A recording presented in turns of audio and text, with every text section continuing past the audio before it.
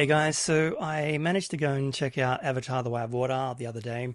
I've been sick with COVID for a few weeks now, so the cough was really really hindering me going to the film any earlier. And it was a packed theater, so I did manage to control my cough through most of it, especially being 3 hours long. I was really kind of nervous about upsetting everyone around me with this persistent cough, but it went okay. So the original Avatar came out back in the day. How long ago was that? Um, Let me just double check on my notes. 2009. So it's been 13 years since Avatar. I absolutely loved that first one. It was incredible. I'm a big James Cameron fanboy. I'll die on that hill. I love his films. So when that first Avatar came out and what he did with the 3D, man, it blew me away. It was all about the depth and not just things coming out at you in a hokey fashion. It was really so immersive and great. And Pandora, this world that he created, was just iconic. So we were anticipating a sequel for a long time, but James Cameron always said that the technology wasn't there. So that's why it's taken over a decade for us to get this second film in our eyeballs. So I know a lot of the filming was completed and done in 2018, like all the motion capture stuff and the majority of the in-house acting, a lot of mocap, obviously. So all that CGI rendering that was done took another 4 years just to kind of get it to where James Cameron wanted it. And my God, this was an absolute spectacle. Now, I saw a lot of people tweeting how the movie was beautiful to look at, but the story wasn't that great. I mean, yeah, the plot and the story are thin, but it's serviceable. I mean, it's a simple story, but so what? It was easy to follow, and I liked the story. It was all about family. I dug it, and they're running away from a bad guy. So it wasn't too taxing on the brain, but where the spectacle lies is in the visuals of what James Cameron finally gives us in this film. So on Pandora with the Na'vi, with let me just remember the names: Jake and Natiri, played by Sam Worthington and Zoe Saldana. 10 years or 18 years have passed since the first movie in movie time. So they've had three children, and they've also adopted Kiri, the daughter of Sigourney Weaver's character from the first one. Her avatar got pregnant. The Sky People are coming back to Pandora once again, not to get unobtainium, but apparently Earth is dying, and the Sky People will need a new planet to live on, and there's some other stuff that is going on in the movie, which I'm not going to go too heavily into spoilers about. But Stephen Lang returns, his character of Quaritch. So once again, Stephen Lang's character died in the first film, so I'm not going to go into specifics in this one, but he's back playing a Na'vi character, and obviously he wants revenge on Jake. So it's his mission in life to track him down and kill him. So obviously now Jake, being a family man, he doesn't want to fight anymore. He wants to run away. So that's why they go and meet the sea people, the sea Na'vi. So it's all about them kind of acclimatizing to this new part of Pandora, making friends with the new tribe of people. And then obviously it's going to be like a massive full-scale battle royale at the end of the film. So 3 hours long.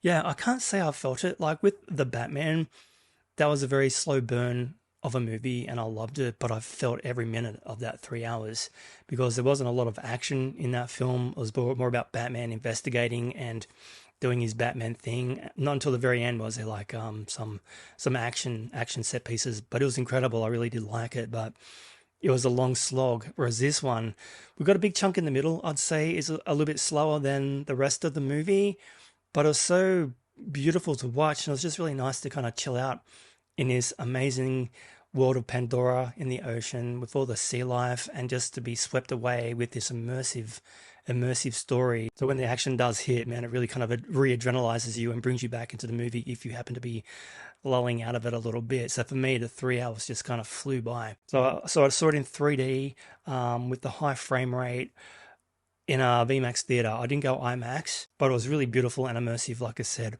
My only concern now is that because James Cameron is so good at 3D, when he released that first Avatar, 3D becomes such the new fad, right? And everyone was doing 3D, but not filming in with the proper 3D cameras like James Cameron was, but doing the post-conversion jobs. So a lot of the times those movies just look terrible. So I'm worried that the 3D fad is going to kick off again. I don't want it to. James Cameron, as far as I'm concerned, is the only one that can do 3D correctly. So everyone else can just knock it off. You can't really buy 3D TVs anymore anyway. I've got a great big new TV behind me, a big LG OLED. So I don't want to have to go and get 3D again. So I'm hoping it's just a one and done. It's just strictly Avatar movies.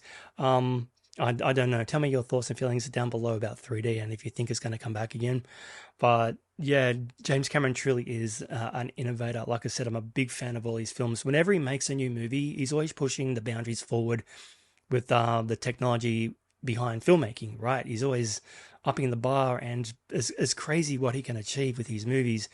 So Avatar was the last film he did before that. He did the whole Titanic thing. So he's gone on a tangent and he's really been falling in love with water and oceans. And that's part of the reason why Avatar Way of the Water took so long to get to the screens, is because he was just perfecting the technology to film underwater. And obviously rendering all that CG takes a long time to do. But I'm just wondering where the man is going to go from here. I mean, he's already filmed Avatar 3 apparently, and he's going to start filming Avatar 4. And then he said he's still got 5 and 6 in his brain. So considering James Cameron's age at this point as well, is he just going to be doing Avatar for the rest of his life and then retiring? Because I would, as much as I love the Avatar films, I would really love to see him do something else. Maybe even like a return to Terminator. That would be fantastic, because Terminator 2 is my all-time favorite movie ever. But I'm just really wondering what he's going to do with the rest of his career in regards to movie making. Having said that, Pandora is just a wonderful place to visit. It was just gorgeous from the opening visual to the final moment. I was just kind of swept away. In regards to the 3D, it was immersive, and it really kind of made the film a really special experience to see in a theater. I mean, they need a gimmick to bring people in, right? With the COVID pandemic and all that. A lot of people didn't want to go to the movies. Like I said, I wasn't feeling too good initially, but to go and see a film in 3D at the movies, it really is the only way to kind of see it. But moving forward, when the movie becomes available on home video format, that's where everybody's going to be watching it for the rest of their natural lives, right? And if you don't have 3D, then the film, how's it going to play? I'm thinking it's going to still be amazing, because like visually it's just spectacular. But taking away that immersive feeling that the 3D gives you, it's going to play different. And like I said, being home theater, I'm going to be watching this movie again, like at least 4 or 5 times this year. But I'm just wondering how that's going to play in regards to the 2D format versus 3D. But overall, I absolutely loved this film. It was incredible. It was 3 hours long, yes. There were still some scenes in this movie you could feel were kind of shortened or quickened, or it felt a bit jumpy in some scenes, because you just know that James Cameron has got a 4-hour director's cut, which he's going to release on Blu-ray and hopefully 4K down the track, where we're going to get these scenes really kind of fleshed out and expanded. So if you're a James Cameron fan, then you know that the extended director's cuts are usually the bee's knees. So once you've seen them, you can never really go back to theatrical. So, yeah, that's just one of the things I noticed. Like some scenes just jumped really quick from one scene to another. And I was just a bit confused along the way about, wait, what? We're here now? What? But I just know down the track it's going to be fleshed out. So that's what he does. So anyway, guys, please share your thoughts down below. Tell me what you think of the movie. How many times have you seen it? Are you going to own it on Blu-ray? How many times have you seen the first one? Are you a big Avatar fan? Tell me down below in the comments. Don't forget to like and subscribe, and I'll catch you next time. Thanks for watching.